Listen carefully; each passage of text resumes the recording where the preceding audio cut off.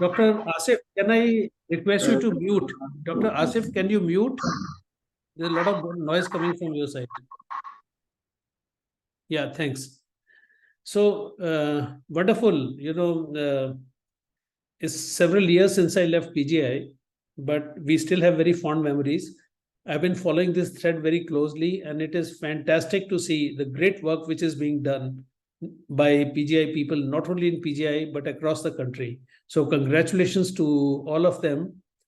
Cardiology today is very different than the ancient times that we were there. Now, of course, things are much more advanced. But anyway, thanks a lot, Smit and Saujatya, for inviting me. Can I share my screen?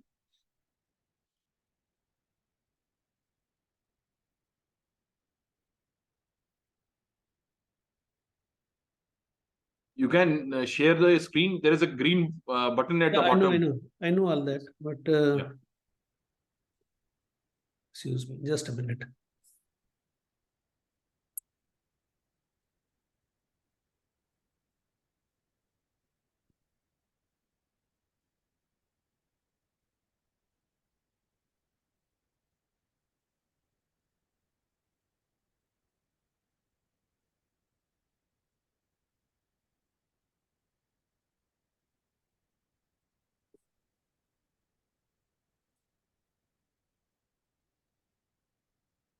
Smit, for some reason, it's not projecting. Sir, we can see you're using Apple. Now you have opened your WhatsApp. So all that is visible on our screen. Yeah. But what I want to, my slides are there.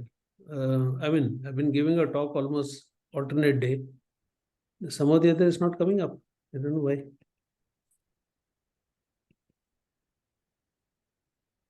Is somebody else sharing screen at present? It says only one person can share screen at a time. It seems somebody else is sharing a screen. No, sir. Right now, no one is sharing the screen. Yes, at a time, only one person can share the screen, but right now, no one is sharing. So can you help Dr. Chopra to project his screen? In the footer, sir, you can just first what you can do, you can open your presentation first. I have opened it.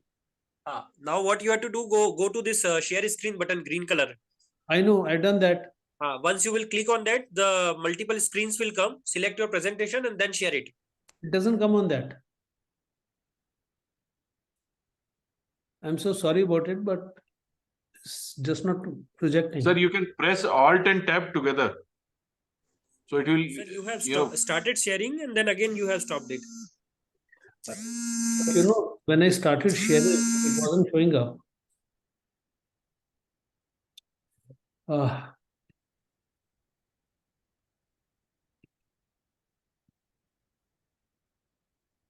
My apologies. Okay, no, sir, it happens. My screen is here. Can you help me share that for some reason? Sir, you can email it to me. You have my email address. I saw it in my WhatsApp. I'll start projecting it. Okay, just a minute. I'll email. Yes, sir.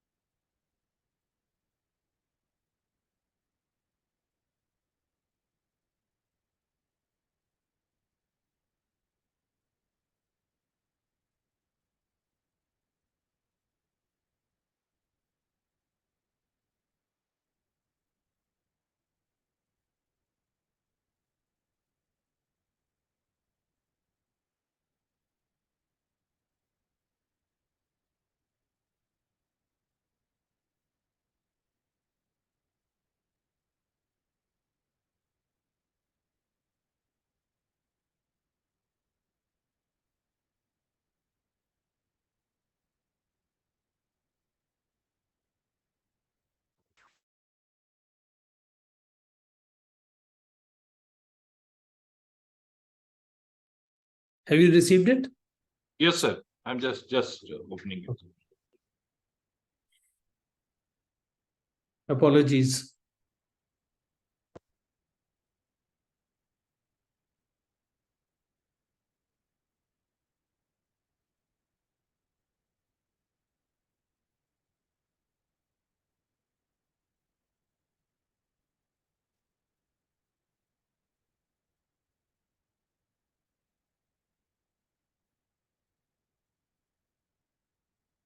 Is it visible now, sir? Yes, sir. Your screen is visible. Yeah.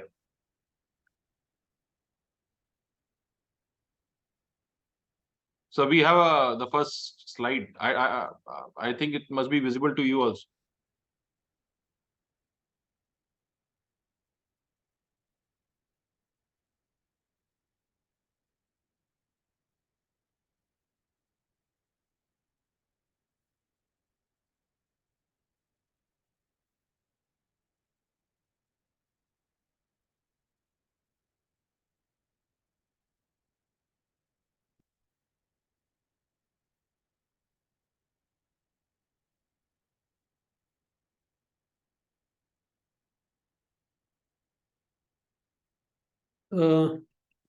Sir, we can see your screen, your desktop also now. Yeah, but how do I see the slides? Are not. I don't see the slides. Sir, you can open your mail, project those slides in Google Slide, and share the screen. That is what I did. The mail you have sent me. Yeah. That stack of slides you can open.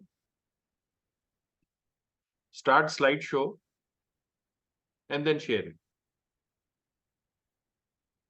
Or else, I think my screen is visible, and your slides are being projected here, and they're moving well also.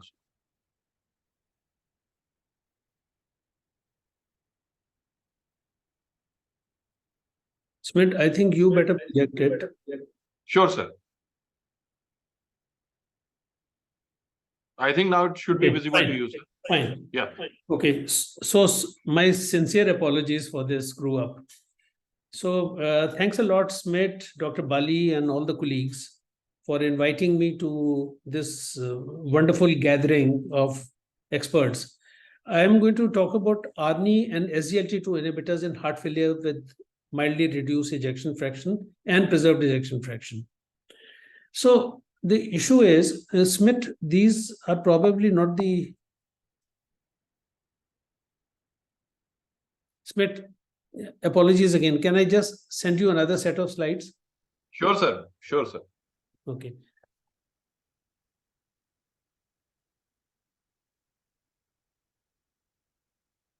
I really feels bad about this.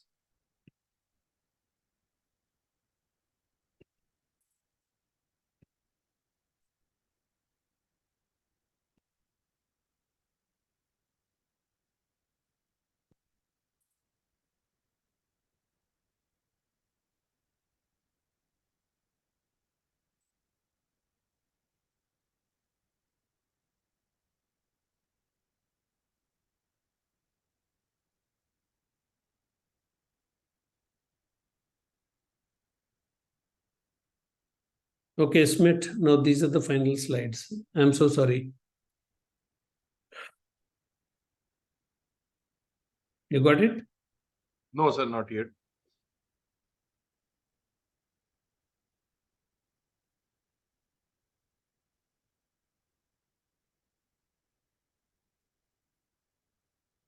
I just don't understand why I can't share it. Now I have it. Okay. Please go ahead. Yeah.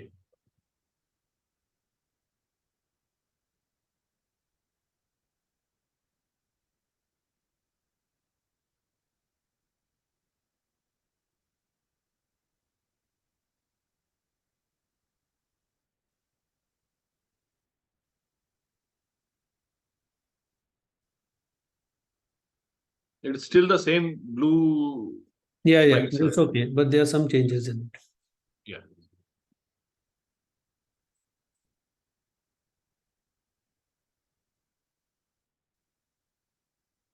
Yeah. Yes. Okay, for the fifth time, sincere apologies. So I'm going to talk about ARNI and SGLT2 inhibitors in heart failure with mildly reduced and preserved ejection fraction. As we know, ejection fraction is a term which is used so often in our patients of heart failure, because every time we see a patient, one of the first questions is, what is the ejection fraction? But is ejection fraction really that sacrosanct? Next, please. All cutoff in biology, as we know, are arbitrary, whether it is any hematological tests or biochemistry tests, and it applies so to ejection fraction also. And we are not that good at determining which side of the cutoff we are on. Thinking about it, is 38% really so much different than 42%? Or is 48% so much different than 52%? It's not. So you have to, it is decided by inter-observer variability, intra-observer variability, loading conditions, the heart rate, and so on and so forth. There are so many variables which in borderline cases can decide whether the ejection fraction is on this side or that side. And it's always a range which is given. With treatment, it can change. Also, you have to see whether this mildly reduced ejection fraction, where is it coming from? Is it the low ejection fraction which is getting better, in which you are doing a good job? Or is it a preserved ejection fraction which is getting worse because of the progression of the heart failure? And in which case you need to find out what else you can do. So those are the problems with ejection fraction. And this is a paper which was published by Dr. Shah in 2014. And this showed that when they took patients of heart failure with mid-range or mildly reduced ejection fraction and sent them to core lab, nearly half of them got classified into reduced or preserved ejection fraction, leaving just about 58% in the true range, indicating how brittle this particular definition can be. And one really has to see it in the total context before deciding what treatment is required and what investigations are required. Next, please. So some people have argued that heart failure with preserved ejection fraction is not a disease, but only a collection of comorbidities. That is true. That age, hypertension, atrial fibrillation, COPD, anemia, chronic kidney disease, and diabetics, they are much more common in heart failure with preserved ejection fraction as opposed to reduced ejection fraction. Next, please. But it is not really a collection of comorbidities, because on this slide, next, please. Sorry, the previous one didn't project. Yeah. So as you can see, that various trials of comorbidities which have been done, they do not carry as much of a higher risk of hospitalization and mortality than those who actually develop heart failure with preserved ejection fraction, indicating that they may be contributors, but they are not the sole determinants of what happens in these particular patients. Next, please. So all of us know that till very recently, till 2016, in this paper published in New England Journal of Medicine, the management of heart failure with preserved ejection fraction was as follows. Consider alternative diagnosis, treat symptomatically with diuretics, which still continues to be class 1 indication, manage hypertension, look at comorbidities, rate control in atrial fibrillation, and so on and so forth, and look for ischemia. Next, please. So, previous. Sorry, next, please. Yeah. So we have had a number of trials in across the spectrum of heart failure with heart failure. This is by no means a complete list, but beyond yellow, on the left side, you can see those trials, many of the trials which have been done with reduced ejection fraction. And on the right side, they are the trials which have been done with preserved ejection fraction. In yellow highlighted are the trials which have included some patients with heart failure with mildly reduced ejection fraction. Next, please. But we have had enormous success, as we all know, in trials with heart failure with reduced ejection fraction, establishing the 4 pillars of management of heart HFrEF, which is ACE inhibitor, ACE ARB ARNI, beta blockers, MRAs, and now SGLT2 inhibitors. But we have not really been that successful in heart failure with preserved ejection fraction, as witnessed by trials like CHARM preserved, PEP CHF, I-preserve, and TOPCAT. But more of that a little bit later, because subsequent sub-analysis have given us more information. Next, please. So RAS inhibitors, as we know, they have been very successful in HFrEF. They have been extensively tested in HFpEF. But as a primary result, CHARM preserved, PEP CHF, iPreserve, and TopCat, they all did not show any positive results. As I said, we'll dissect them a little bit more a little bit later. Next, please. So after we all know about Paradigm Heart Failure, which was a landmark trial, and it established the role of ARNI in no uncertain terms in patients with heart failure with reduced ejection fraction. Following that, the investigators thought, why don't we look at the role of this particular drug in preserved ejection fraction? And then came Paragon trial, which was published in 2019 and presented by Scott Solomon at ESC, heart failure. Next, please. I had the privilege to be part of the primary publication. In this particular trial, they took nearly 4,800 patients with symptomatic heart failure, class 2 to 4, EF over 45%.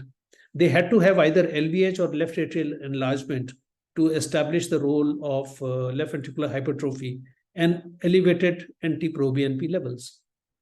So after an active run-in period lasting for about 8 weeks, they were randomized into sacubitril valsartan 200 mg twice a day and valsartan 160 mg twice a day on a 1:1 basis. The primary outcome was CV death and total, which is first and recurrent heart failure hospitalization. This was an event-driven trial with nearly 1,840 patients, primary events being required. Next. And what the trial showed was that next. It's not full slide. Next, please. Yeah. What the trial showed that as compared, although it did not just miss the statistical significance narrowly, but nearly 100 events were less in sacubitril valsartan group as compared to valsartan group. There were, on subsequent analysis, it was found that there were 3 groups of patients who benefit. Of course, this was a secondary analysis, post-hoc analysis, so does not carry the same weight as the pre-specified endpoints. But for whatever it is worth, it was found that patients who had recently been hospitalized with heart failure, those where the ejection fraction was less than 55 or 56%, we'll come to that a little bit later, and women. These were the 3 groups in Paragon heart failure where there was a significant improvement in their outcomes. Next, please. And this shows that women in general had a better result in terms of total heart failure hospitalizations and in death as compared to men. Whereas in men, it tapered off somewhere around 55%. In women, the benefit lasted for much longer period of time, at a much higher ejection fraction. Next, please.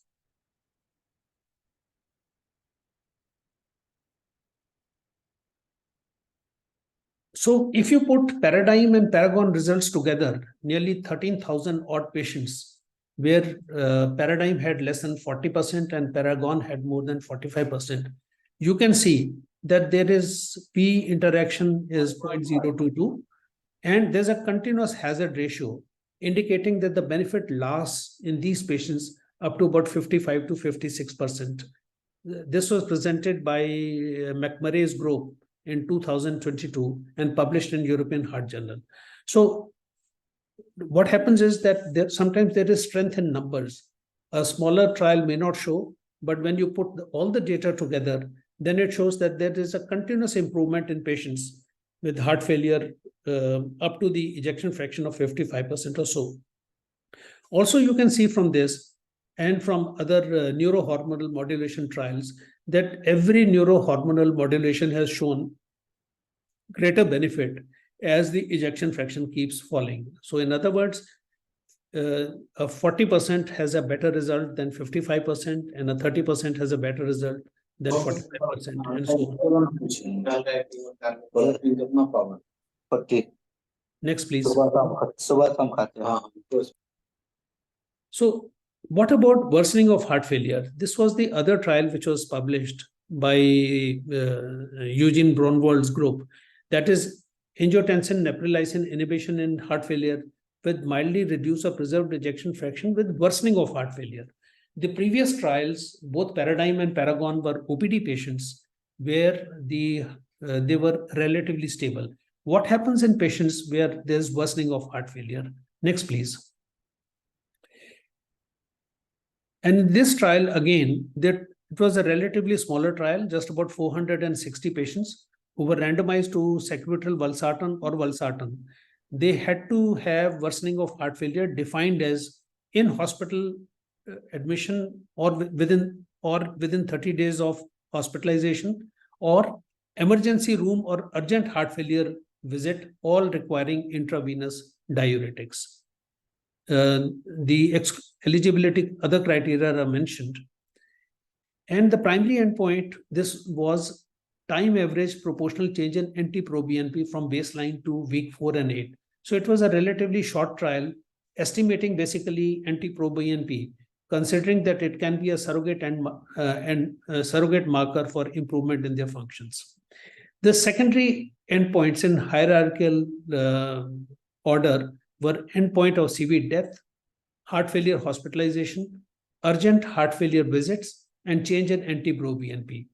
A cumulative number of recurrent CV composite events, which is all the three put together, and of course, composite of worsening renal function, which is either death or end-stage renal function, end-stage renal dysfunction, or more than 50% decline in eGFR. Safety outcomes were also considered. Next, please. And what the trial showed, next, please, that in this particular, these groups were pre-specified. In ejection fraction of between 40 to 60%, sacubitril valsartan did better than valsartan. But when you took ejection fraction of over 60%, there was really no difference or no greater reduction in events with sacubitril valsartan, in NT-proBNP with sacubitril valsartan. Again, highlighting the fact that it is the ejection fraction less than 60% or so, which is likely to benefit from this particular drug. Next, please. What about clinical outcomes? Next, please. So this is a pre-specified participant level pooled analysis. On top, you see patients in paraglide heart failure and paragon heart failure with recent worsening. And here you can see that although in the top part, you can see that overall it was beneficial, but it was driven mainly by improvement in outcomes in patients where ejection fraction was less than 60%. And those where ejection fraction was over 60%, there was no different benefit. So that was recent worsening. And if you took all patients of paraglide and heart failure with or without worsening, here again we see that the main benefit was in those where ejection fraction was less than 60%, and over 60%, there was no significant benefit. Next, please. So the same thing is shown here, that in primary pooled analysis, on the left side is worsening and right side is total worsening and CV events. And the benefit is visible in this also. Next, please. Is there any other evidence that ejection fraction modifies the effect of therapy? Next, please. So now we come back to the previous trials which have been published. Let's see CHARM preserve trial, DIG ancillary trial, and so on and so forth. Next, please. So this was again a paper published by McMurray's group last year, which looked at the full program of CHARM had nearly 7,600 patients, and nearly 3,000 patients had ejection fraction over 40%, and iPreserve had ejection fraction of 45%. When they put them together, the two ARBs, you can see again that there's a linear relationship and a continuous hazard ratio giving benefit up to about 60% or so. So this is a sub-analysis, although the primary results of both these trials were negative, but when you dissect them out, we can again see that the benefit continues to be present when ejection fraction is relatively up to 55 or 60%. Next, please.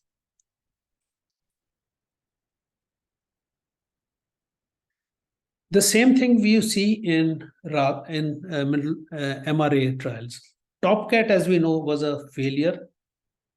There were problems with Russia and Georgia. It was later felt that many of the patients who were actually enrolled in these two countries never had heart failure, because even their placebo rates of heart failure hospitalizations were vastly low as compared to what was seen in America and in South America. So therefore, this is a paper which was again analyzed by Dr. McMurray and published in 22.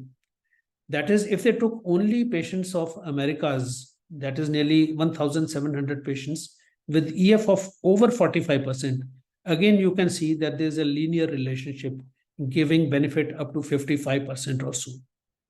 Of course, the total trial was negative, but this is a sub-analysis. There are still important lessons to be learned from this.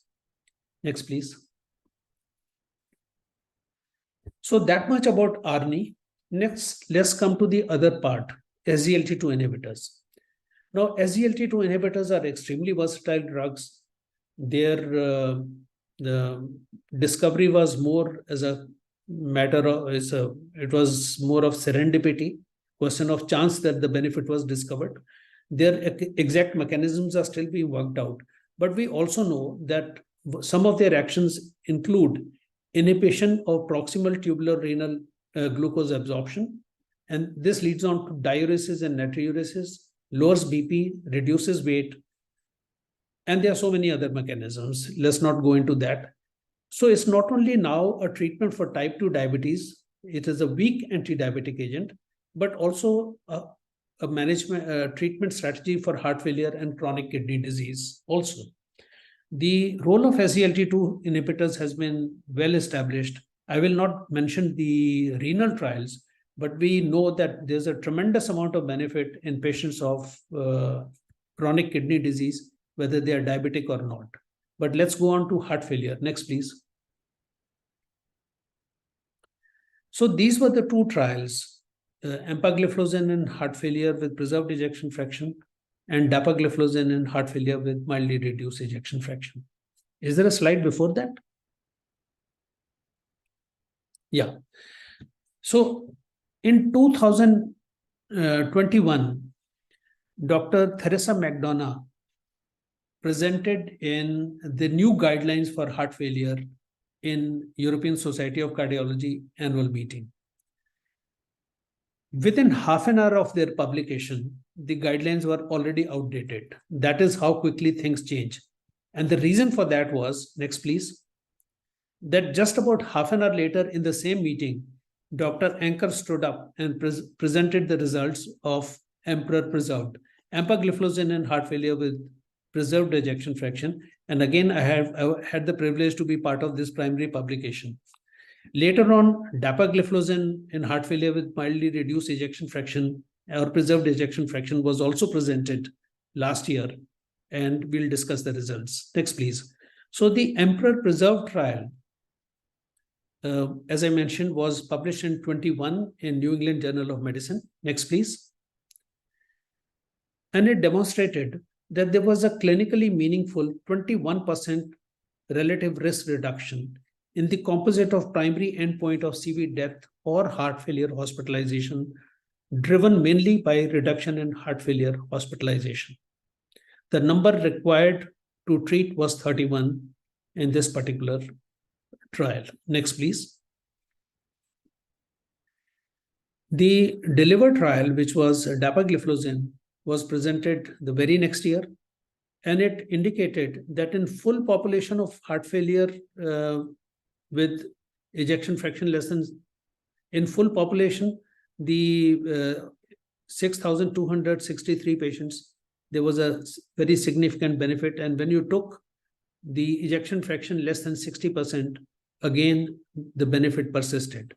So the results in less than 60% were no different than that of full population, which included patients of over 60% ejection fraction. Next, please. They had pre-specified end groups in dapagliflozin DELIVER trial. So here, this slide shows the results in patients with 40 to 49% EF, 50 to 59, and over 60. And you can see that the benefit is equally present in all the three groups. Even in over 60%, it does not cross the line of unity. Whether the patient had recently been hospitalized or not hospitalized, the benefit was equally preserved. A very important group which was discussed in this particular trial was improved ejection fraction. I'll come to that a little bit later. So whether patients had improved ejection fraction or it was just the regular one, the benefit was present equally in both the groups with dapagliflozin. Next, please.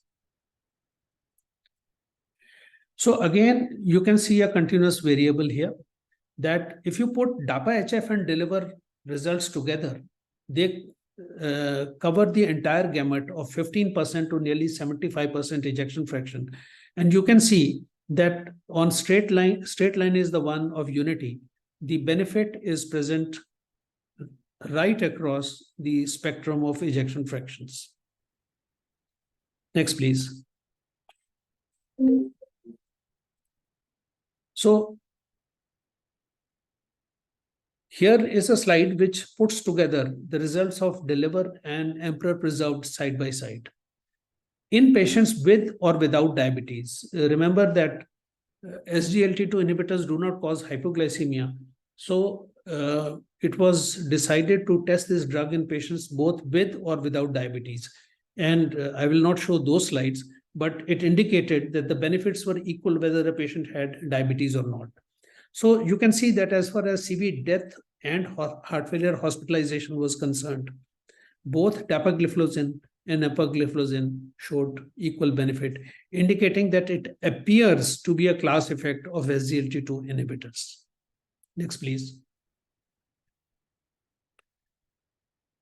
So this is a comprehensive meta-analysis. I showed them separately, but again, there's a strength in numbers. What happens, as I mentioned earlier, was that trials are getting shorter. To demonstrate benefit in mortality, you need much longer trials, which are not being done now because of financial reasons. So here, when you combine DELIVER and EMPEROR preserved, you can see that overall, there is a benefit in CV death or first hospitalization for heart failure. But look at the bottom left side, even CV death, excluding unknown death, there appears to be benefit. Hospitalization of heart failure, of course, is the strong driver in these results, and the results were similar, indicating that there's no heterogeneity in their effects. This has been again presented time after time. Next, please.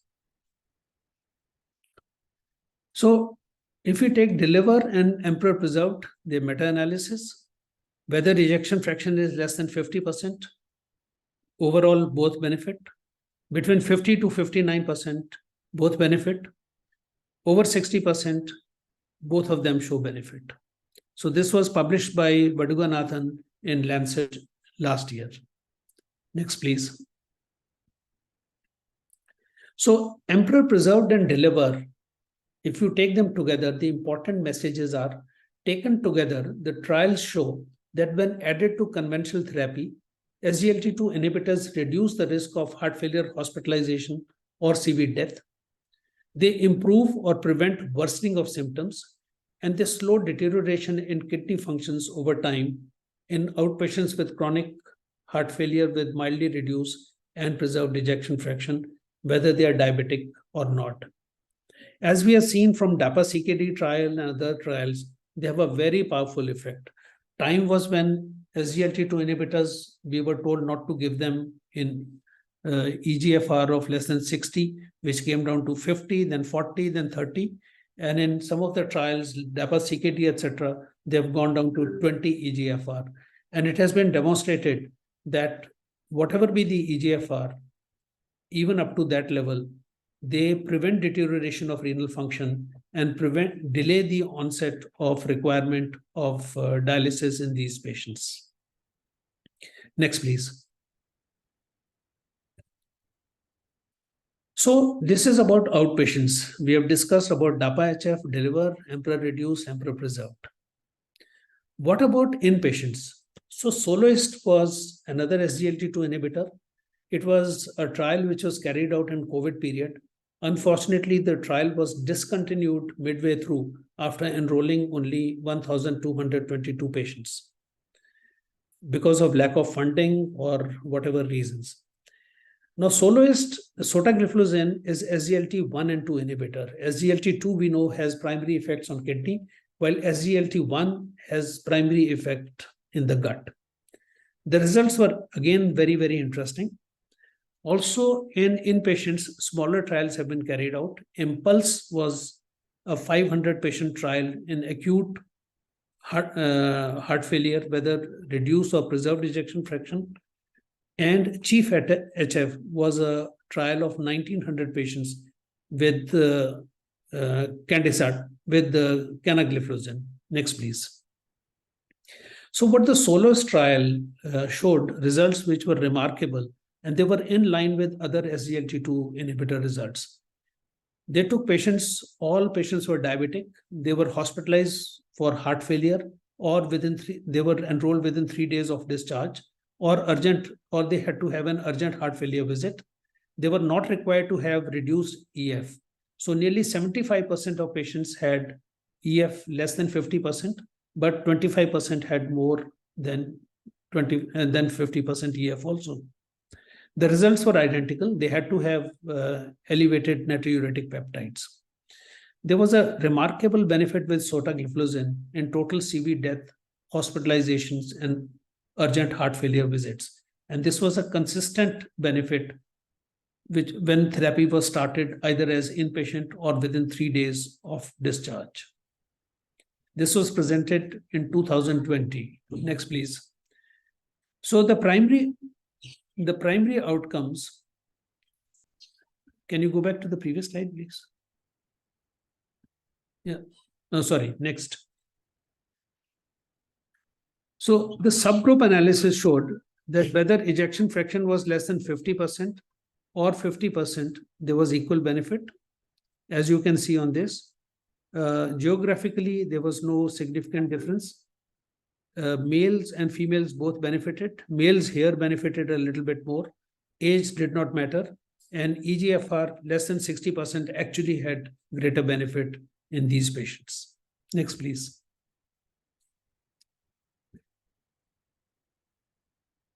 So,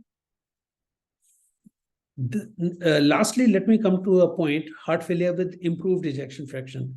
This is a term which has recently been coined by AHA-ACC in 2022 guidelines. And they defined heart failure with the improved ejection fraction as a previous ejection fraction less than 40%, and on a follow-up, it is over 40%. And in some definitions, they also say an improvement of at least 10%. This was the definition which was used in DELIVER trial. There was a significant number of patients in DELIVER trial where the ejection fraction had actually improved. I'll just show you the result, but based on this result, class 1 recommendation has been given in patients with heart failure with improved ejection fraction after treatment. And it is also recommended that GDMT should be continued to prevent relapse of heart failure and LV dysfunction, even in patients who have become asymptomatic. Again, this is a very important message because oftentimes we are asked by physicians that this patient's EF has improved, can we discontinue the guideline-directed medical therapy? The strong answer is no, because there was another trial which was done, I forget the name, but it was a small trial in which in half the patients, after improvement of ejection fraction, they discontinued therapy, and nearly 50% of patients had a relapse, and next time the improvement really did not occur. So this particular group has largely been excluded from pivotal trials supporting current guideline-directed medical therapy, but DELIVER included this. And what did we see? Next, please. We showed that CV death or worsening of heart failure was equally improved in patients with improved ejection fraction with dapagliflozin as compared to placebo. Next, please. So is there really an upper ejection fraction limit? For SGLT2 inhibitor, there does not seem to be any, but for ARB, ARNI, MRAs, and even for digitalis, it appears that up to about 50-55% may be the limit up to which you can derive benefit in patients of heart failure. Again, of course, you have to use your clinical judgment and then see. Next, please. So that brings me towards the end of my talk. So if we see the treatment of heart failure across spectrum of LV ejection fraction, if you see up to say about 55% or so, or 60%, it is neurohormonal modulators, that is RAS inhibitors, beta blockers, which are important. And they help in these patients when there is LV remodeling and dilatation and LV filling pressures are increased. When there is congestion, of course, you have to use diuretics. But as you can see from the data that I have presented and what has been published now, is that SGLT2 inhibitors are useful across the spectrum, whether it is very low ejection fraction or supernormal ejection fraction. It appears that they provide benefit in our patients with heart failure. Next, please. So pharmacological treatment of heart failure in 2023 will be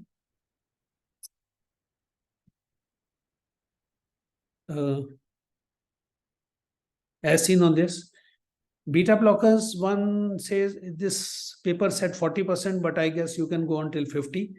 ARNI, MRAs up to about 55 to 60%, and SGLT2 inhibitors should be considered a foundational therapy in patients of heart failure, regardless of care setting or ejection fraction. The advantages, of course, being that they hardly cause any electrolyte disturbances, do not cause hypotension. Of course, one has to watch for genital infection in these patients. Next, please. So the focused update of heart failure guidelines of ESC 2023, heart failure with mildly reduced ejection fraction. SGLT2 inhibitors are given class 1A indication, both for heart failure with mildly reduced ejection fraction and heart failure with preserved ejection fraction. With that, I'll close and thank you so much for a very patient listening. This you can skip.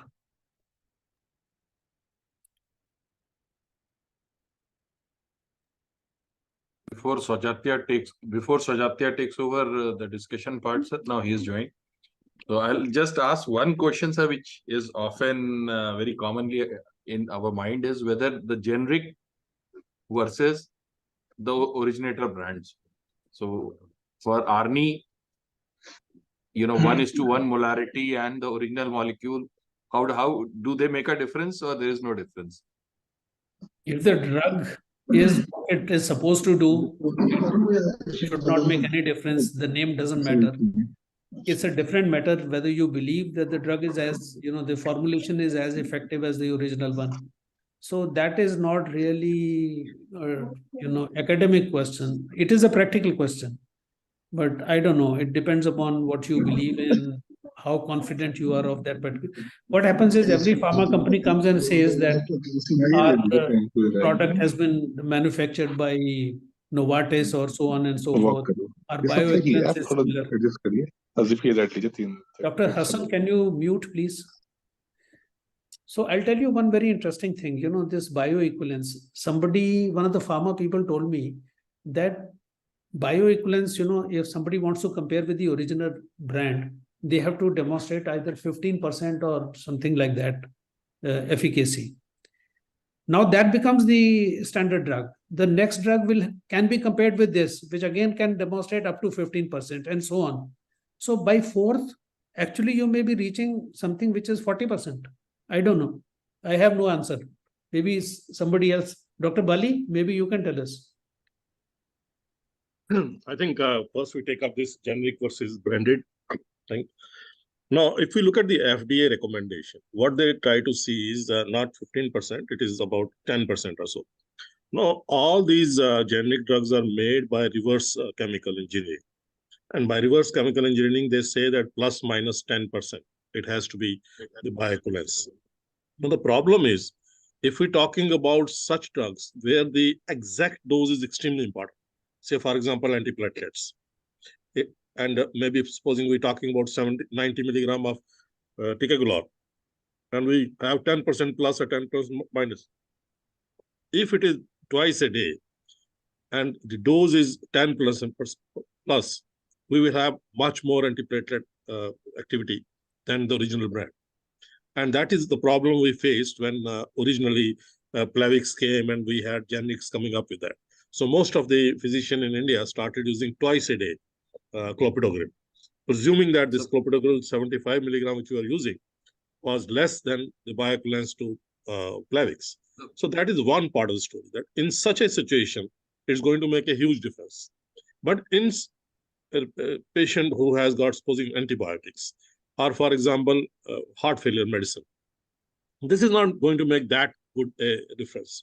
So you can actually titrate the dose to see the clinical response and then go on. So I would say that I'm very particular about antiplatelets. When I'm using this thing, I would go with the original brand. But in other situation, I would be okay with that. But that's my personal opinion. My question was a bit different. It is, they say that, valsartan and sacubitril, they are combined in the ratio of 1:1. Vis-a-vis the originator has a formulation which actually, the single molecule has the same ratio. So yeah, I think if we talk about the original molecule, that was the question. If we talk about the original molecule Vimada, the recommendation is that we should not be breaking it. If we break it, yes, then probably the efficacy is lost. But that is what the recommendation is. If it is a 50 milligram, because in India we are very used to using 25 milligram or starting with even smaller doses and then hiking it there. But there was a problem with the original brand, Vimada, that they said they don't do it. But I think the new brands which we have, there doesn't seem to be any problem. Vijay, your take on that? Dr. Bali, once Sandeep Seth and me argued with Novartis people. Why can't you break the tablet?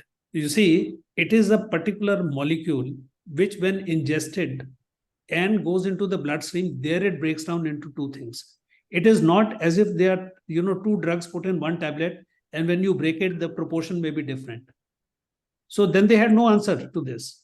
See, because it is different if they are, granules present, and when you are breaking, the portions may be different.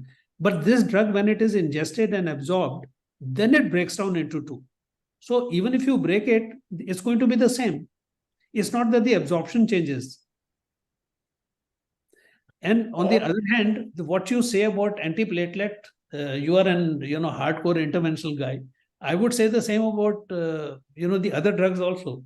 If we am going to reach 200 milligram twice a day, which is the recommended dose of ARNI, and the efficacy is not that much, am I doing justice to that patient or not? Of course, financial issues come in many times, So again, I am happen to be on the guidelines committee of European Society of Cardiology now. And this is the argument that I give them, that your drugs are so expensive that if a person can't afford, if you can take a cheaper drug, even if it's slightly less effective, how are you bothered? So, these are all practical questions which come. Dr. Vijay, the question is that on one side, are we justified in using it or not for the patient benefit? The other side is it could actually be harmful.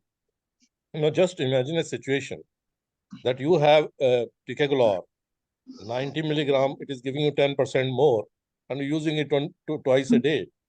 You are actually using a lot more antiplatelet drug than you would than the original recommendation mentioned. So you could actually be harm. Or on the other hand, if it is 10% less, and you could be causing stent thrombosis. So that is the precise situation we're talking about. So that depends upon how truthful the industry is, and you really have to see whom to believe, whom not to believe. It's a more of an esoterical question after that. Okay, let's come to the hardcore talk, which is very compelling evidence. So we're not going to talk about SGLT2. I think most of us are convinced that they are the drugs to go forward in the class 1 indication, and there is compelling evidence to see. The problem is ARNI.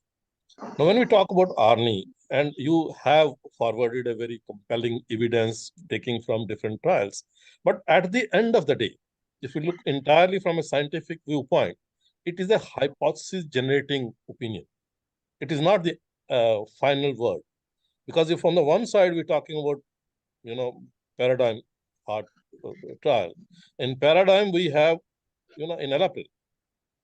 In Paragon we have valsartan. So we can't compare the two and have the combined effect and see what is going to be the benefit of that. Similarly, we have picked up from the top cat trial and said that this is the American population we are taking, only that particular part of the American population, not taking the Russian and the Georgian patients. Again, we are cherry picking. Similarly, we talk about eye preserve, and we are cherry picking a particular, which is not predefined subgroup of that trial. So it has the same limitation which we have when we do meta-analysis. It is only a hypothesis generating opinion.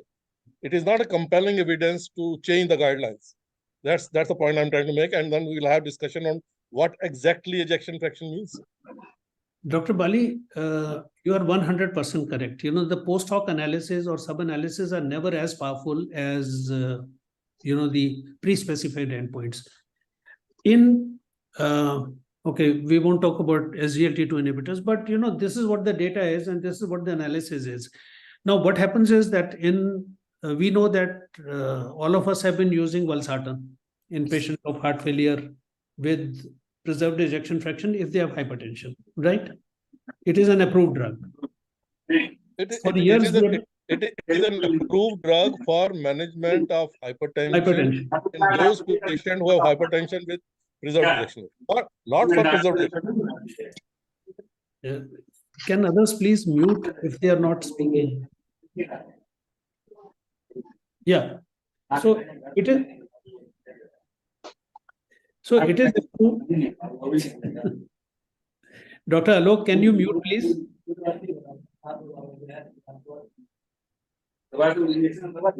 So, it is an approved drug for hypertension. I totally agree with you. If somebody has heart failure and hypertension, you would use ACE inhibitor or ARB, right? Yes, please go ahead. Yeah. So you would use one of those two drugs, isn't it? For whatever it is worth, many times we pre-specified endpoints, of course, are very, very important. But many times what happens is if some information has emerged from a post hoc analysis, are you justified in totally rejecting it? It may not. I said it's a hypothesis generating idea which needs to be tested in a large pre-specified group analysis trial. Yeah. That's the point I'm making. Yeah, but till such time that it happens, if you are in trouble, I would still use this particular drug. That's one. Second, as far as mineralocorticoid receptor blockers are concerned, there's a trial which is about to close now called Fine Arts, which is finerenone, which is a new non-steroidal MRA in heart failure with preserved ejection fraction. It has already demonstrated its huge efficacy in kidney diseases. So let us see, once we get those results, probably we'll be a little bit wiser. It's going to be presented next year. Okay, no, the second point is that when we talk of paradigm, we are talking of ACE inhibitors. When we talk about Paragon, we are talking about ARB, valsartan. So how far is it justified in collating that data? It is not 1:1. We know that valsartan is effective in hypertension, and the trial is justified in its own entity. Valsartan versus valsartan plus sacubitril.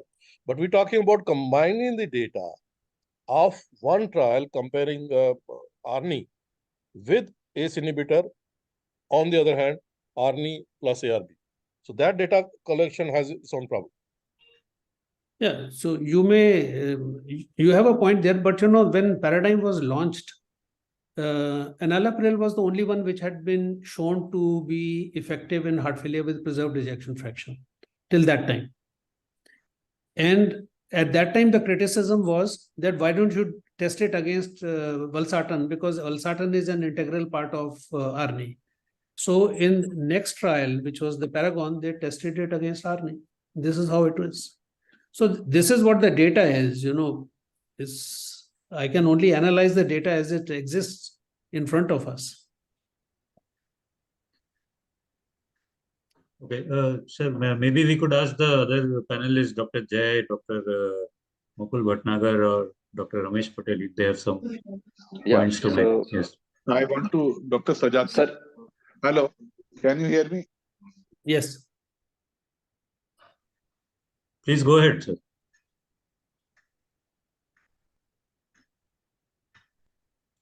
I think Dr. Asif is muted. Dr. Asif, you have to unmute yourself. Yeah. Yes. Can you hear me now? Yes. Yes, sir. I want to ask you, Yeah. sir, one question. What about the heart failure with recovered ejection fraction? What the guidelines say? Because there's one category where heart failure has recovered. How long should we continue? Because practically it is very difficult. For example, patients of peripartum cardiomyopathy now is improved. We are giving her ARNI or Ramipril, anything. So she doesn't, because she's asymptomatic and guidelines are not very clear. They say as long as possible or lifelong. What is the mature statement from your side from recovered ejection fraction type of heart failure? I just showed two Yeah. slides on that. Heart Yeah. failure. Actually, nowadays the term used is not heart failure with recovered ejection fraction, but heart failure with improved Yeah. ejection fraction. And the reason I'll tell you. Yeah. Recovered ejection fraction means that heart failure has recovered and you can stop the treatment, which may not be right in many of these patients. There are a few conditions where you can stop. Exactly. For example, if it is tachycardiomyopathy, say persistent atrial fibrillation or persistent tachyarrhythmias, you have treated that and it has. Second is patients with thyroid disorders, which is a cardiomyopathy. You have taken care of that, and then EF has improved, heart failure is under control. And third is certain patients of peripartum cardiomyopathy after a few years. And here also it is recommended that you should do global longitudinal strain and then not stop all the drugs together, but watch them very, very carefully. And again, you raise peripartum cardiomyopathy. We know that these patients have a high incidence of recurrence if they get pregnant again, right? So for other patients, it is generally recommended that you should not stop the treatment because Dr. Smit has just projected the name of the trial. It was called a TREAD-HF trial. TREAD-HF trial was a relatively small trial in which in half the patients they stopped the treatment. And 50% of them had a recurrence of heart failure. And next time it may not improve to that extent. So that is too much of a price to pay. So in patients, for example, with dilated cardiomyopathy or such conditions where ejection fraction has improved, you should not. Just like if somebody has left bundle branch block and you're done BIV pacing, even if they improve and the pacemaker life is over, still you're going to replace it, isn't it? So same thing applies here also. Yeah. Thank Dr. you. Jay, you were asking something. Sir, I had one question. When we used to see ARNI doses being escalated, especially very rapidly, weekly, this thing, and we have seen certain patients by virtue of limitation of having hypotension, the doses had to be de-escalated. However, I saw that gradually, if we increase the doses of ARNIs over weeks, the patients produce the same benefit in the form of improvement of ejection fraction. So, what is your thought on rapid escalation of ARNI doses? Because we have seen people reach very rapidly to 200 BD, where the BP was hovering around 90/60. So, how comfortable are we as clinicians in rapid escalation of ARNI? I think this is a problem that all of us face every day. So I think this has to be taken on an individual basis. If somebody has started with relative hypertension, it is much easier to escalate the doses. But where the pressures are borderline, it is always wiser to go slow. Because what happens is that with once you keep on using this drug for some time, for a few weeks, there is reverse remodeling. And actually you may find ejection fraction improving. And the blood pressure also starts improving. Then you can escalate the dose. The other thing is whenever you are escalating the dose, you should down titrate the diuretics. Because remember, this has also got a natriuretic peptide. So it has to be individualized. You can't just blindly go on rapidly increasing in everybody. That's what my take is. So another concern we have seen is people are very chary about using mineralocorticoids along with ARNI for fear of hyperkalemia. However, I have continued to use 12.5 mg and I found it very beneficial. But in most of the prescriptions we come across when we are seeing patients, we find the mineralocorticoids missing. It is one of the earliest trial which proved the benefit of mineralocorticoid antagonist. So should we regularly come to the normal dose of MRAs, or we just keep it at a lower dose? That is my question. So MRAs are some of the most powerful drugs in improving outcomes because they reduce myocardial fibrosis also, apart from the other beneficial effects. The problem, as you rightly mentioned, is that of hyperkalemia. And this is more so in patients who have diabetes. Even if they are normal renal functions, sometimes there is occult renal dysfunction because most of the people do not calculate eGFR. So on one hand, you have ARNI, which is going to increase potassium. Second, there is renal dysfunction, which can increase this. And third is this. Also, they have renal tubular acidosis sometimes. Yeah. So till very recently, the guidelines mentioned that use aldosterone antagonists if patients do not respond. Again, this was a discussion that I had in some of these guideline meetings. I think it is going to be escalated to class 1 now. But of course, having said that, you have to watch these patients very carefully for hyperkalemia, especially if they are diabetic. If they are tolerating it, it is a great thing. But then not everybody can tolerate. If they develop hyperkalemia, then probably the first drug to be discontinued is aldosterone antagonists, because they are the ones which have a much more powerful effect in elevating potassium. The new drug that I was talking about, finerenone, it is supposed to cause lesser hyperkalemia than aldactone or even eplerenone. But that is something, it is still a little far away. But you're right, one has to be very careful about using these drugs, and frequent potassium monitoring is very, very important. So in the ESC, I believe they were talking about patiromer acetate. So even if there is hyperkalemia, you give patiromer and continue using MRAs. So I think there is the patiromer was a trial, tried in Diamond trial presented by Javed Butler recently. What was seen in that is with the use of patiromer, people could use these guideline-directed therapies in a lot more patients, not everybody. Some people still got hyperkalemia despite the use of patiromer. But MRAs, etc., could be used in many more patients, giving greater benefit to the patients. It is an extremely expensive drug, number one. Second, it is not yet available in India. It might come sometime, but it is an expensive drug. So that is the, two sides of the story. I think, sir, in heart failure patients, as such, you have to monitor the weight, their potassium levels, and RFTs almost once or twice every month. So as such, I think good monitoring will, kind of offset all the side effects. So one more query, sir, regarding the SGLT. There is a concern regarding using SGLT with metformin for fear of causing acidosis. So because many patients are also diabetic with heart failure.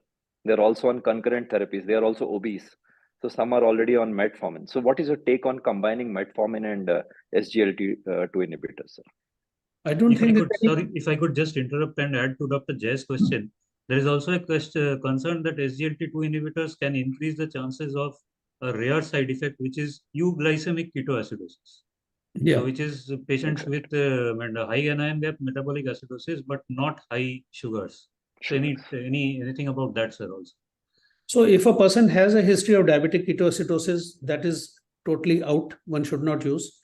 Having said that, metformin and dapagliflozin are used very often together. Actually, if you see the guidelines, heart failure guidelines, they still mention metformin as the first drug, even in patients of heart failure, which is a little bit surprising. I asked these people, in last meeting in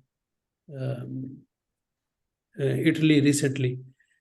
Again, these guidelines may change a little bit, but there is no contraindication to using metformin and dapagliflozin together. But as you mentioned, euglycemic ketoacidosis is a possibility. And when you use these drugs, like for any other drug, you have to warn the patients to be scrupulous about genital hygiene, be sure that if they're getting any nausea, vomiting, etc., to report early. When they have fever or something like that, then they should avoid using SGLT2 inhibitors. When they get dehydrated, diarrhea, they should avoid using SGLT, take a drug holiday for a few days and then restart. All those concerns are there. Actually, sometimes these ketoacidosis patients, they don't present to us cardiologists. They can get admitted to the ICU or under critical care people.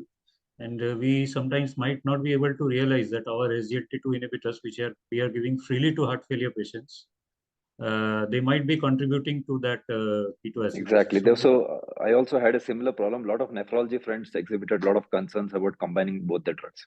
So I was just wanting some literature on that. So I tried to check up. So I thought, sir, maybe having some idea. Yeah, but our nephrology colleagues use this thing. See, basically any drug that you use, you have to know about the side effects. So if you don't know the side effects, and then that is a separate story altogether. You have to, I mean, somebody gets admitted with ketoacidosis, you have to stop their SGLT2 inhibitors immediately. Right. So, Dr. Vijay, many of our patients have cardiorenal syndrome, and some of them may be on maintenance hemodialysis. This can be used, ARNI can be used safely in those patients who are on maintenance hemodialysis. So there is no clear answer. There is no data available. I recently asked Javed Butler and McMurray the same question. There is a trial which is going on at present to assess the role of ARNI in this. So I asked them, that anyway, if a person is on maintenance hemodialysis, if we are using ARNI, we are taking care of their potassium, etc., with hemodialysis. And if they get cardiac benefits, if not renal benefits, what's the problem? So what McMurray said was that a lot of people feel that most of the benefit of ARNI is through renal mechanisms. And if they are advanced renal mechanism failure, they may not be that effective. But again, there is no hard answer to that. Both SGLT2 inhibitors and ARNI are being tried in dialysis patients also. There's a name of the trial also. Something dialysis or something is being tried. Do you find any subset where ARNI doesn't work? Where ARNI doesn't work. Doesn't work. You start with a blood pressure of 60, you're not going to use.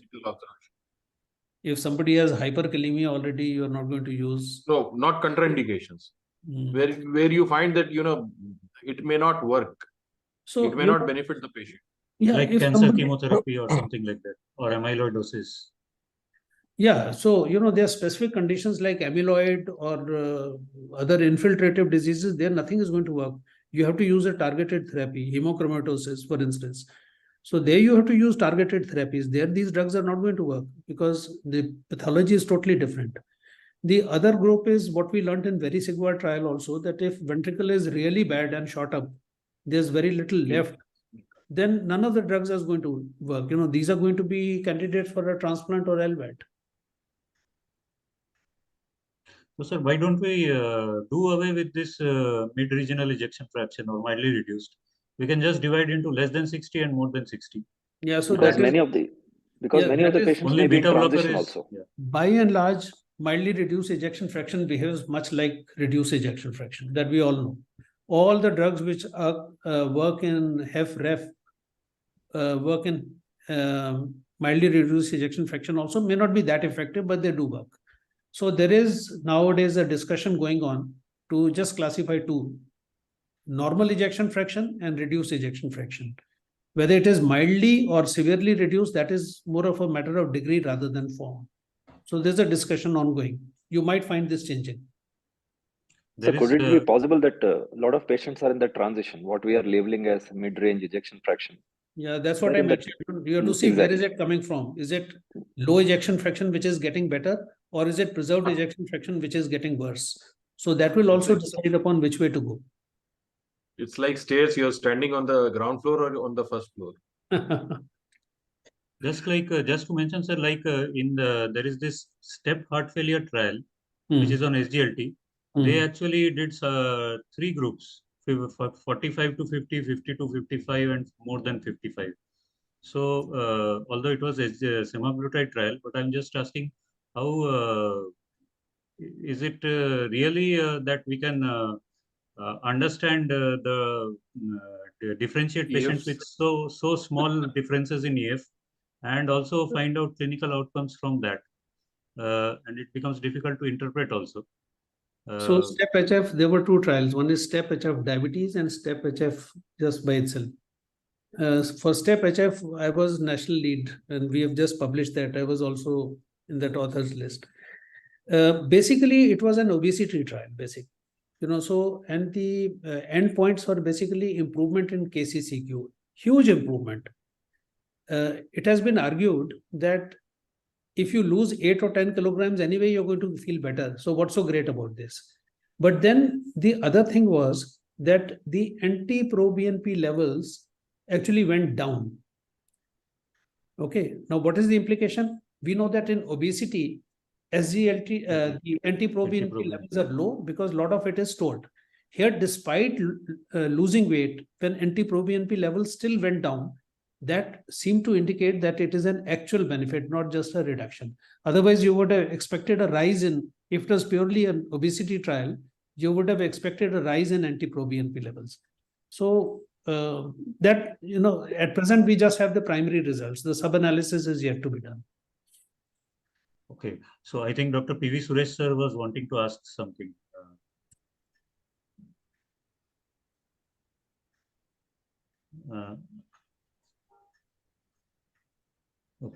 Okay, I think. No, nothing.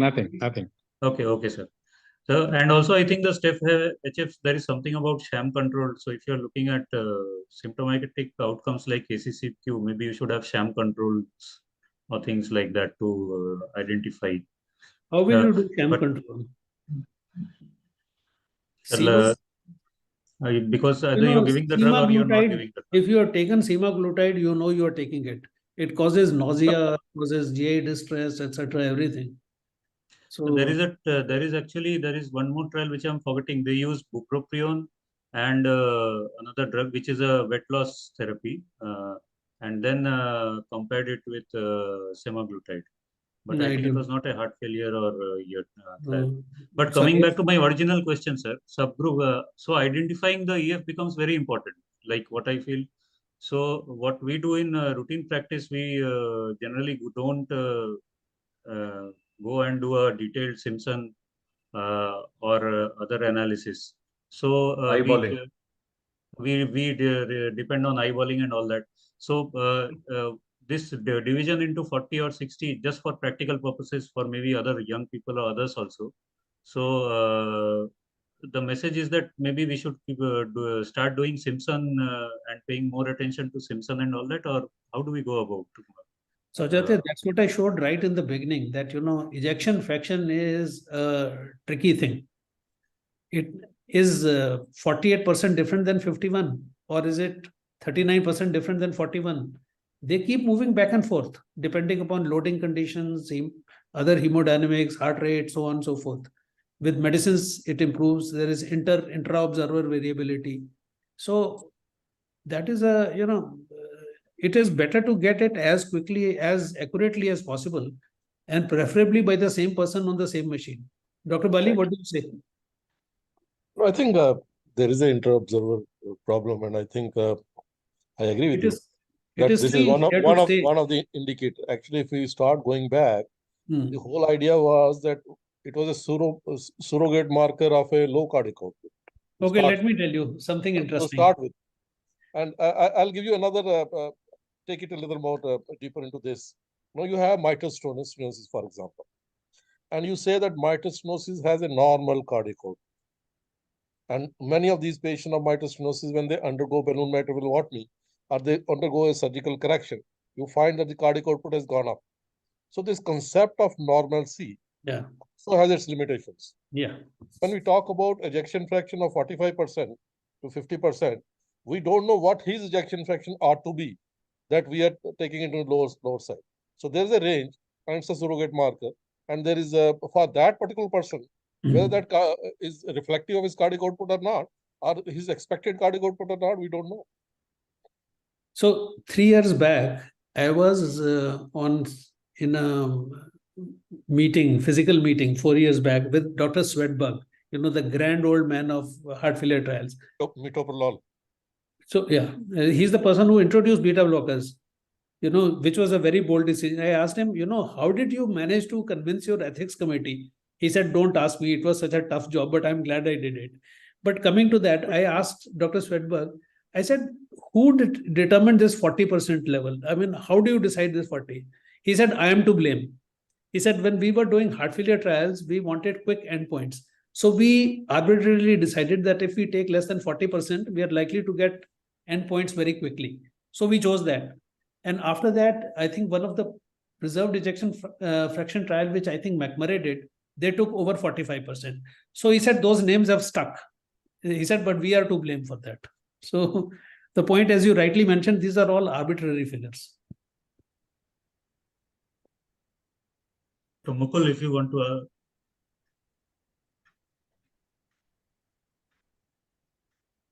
I think all of our doubts have been cleared by sir, and it was a very useful discussion. And my SRs are also listening, so it is, I think, very useful for them also. So Tomorrow they'll give you a Sir. brief of what had happened tonight.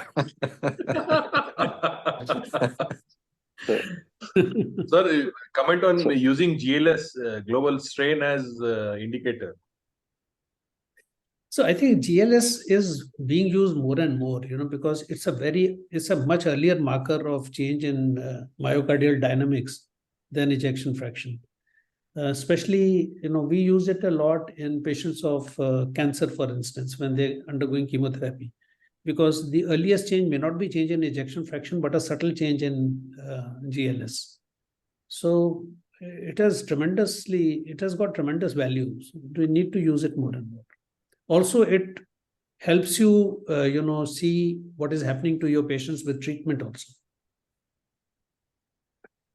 Vijay, So- do all Will patients that with replace heart failure EF, sir? You decide. No, I Do don't you- think EF is going to go away. As I think Saujatya was saying, the discussion now is going on whether we should just have normal EF and reduced EF. So reduced EF, it may be just a matter of degree rather than form. Do away with mildly reduced completely, have two categories only. Normal EF, not preserved, normal EF and reduced EF. So we don't know. do all From pa- mild- do From all mid-range, it patients- has already become mildly reduced. Do all patients of heart failure preserved ejection fraction need coronary angiography? Revascularization All patients of to look heart failure, with preserved ejection fraction. I would definitely, Need their coronary to be looked at? definitely, I would. If I have heart failure with preserved ejection fraction, I want to exclude any correctable cause.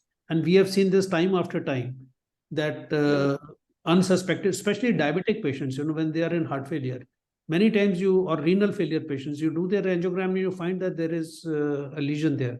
You correct that and it goes away. So I think Mild global stunnings. considering how First common approach- coronary artery disease is, one should define coronaries by some method or the other.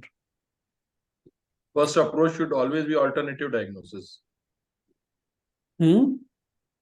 Alternative diagnosis, any No, other I think Rule out cause. correctable cause. First Rule out approach should be correctable cause. to take care of correctable cause, Correctable cause. always. And triple vessel disease often causes mild global stunning and mild global hypokinesia. So definitely. I may sound funny, but sir, anemia sometimes is also a cause where we miss it. Vitamin B12, we miss it as a cause for OSAs, we miss it as a cause for heart failure and atrial fibrillation. No, it's not funny at all. I think it is very, very relevant. It's many times people who are hardcore interventionalists and they forget about clinical medicine. You'll find patients coming to lab with, undergoing coronary angiography, and somebody realizes that, oh, they were in heart failure, hemoglobin is 6 grams. I mean, all of us have seen that. So Yes. basics have to be kept in mind, I think. What do you say, Bali? You must have seen so many. No, I think absolutely. They can't be a good cardiologist without being a good physician. Exactly. They can't be a good interventionist cardiologist without being a clinical cardiologist. Yeah, That is a starting point. absolutely. I think what Dr. Jayachandra was saying, that if we look at the indicators or the parameters, we determine diastolic function. One of the indicator is coronary turgor. And those patients who have triple vessel disease do have diastolic dysfunction causing heart failure. and triple vessel disease or diffuse disease is one of the causes which can cause in olden times it was called as a diastolic heart failure. Now we call it as a heart failure with preserved ejection fraction, but it's an important Okay. Quite right.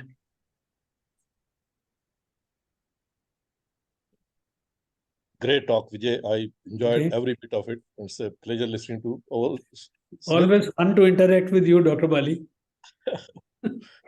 Yes, I think it was we are fortunate that Dr. Smith has taken this initiative, and this platform, it gives us a chance to listen to leaders of the field. So we don't get that chance otherwise.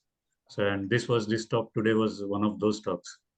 Smith sir, would you like to there are no more comments. I'll only request, sir, that we plan for the February meeting so that Yes. we can have the plan that now I have is that I'll be calling, or rather having 10 or 20 of us contacting other 10 so that we have a confirmation who's coming.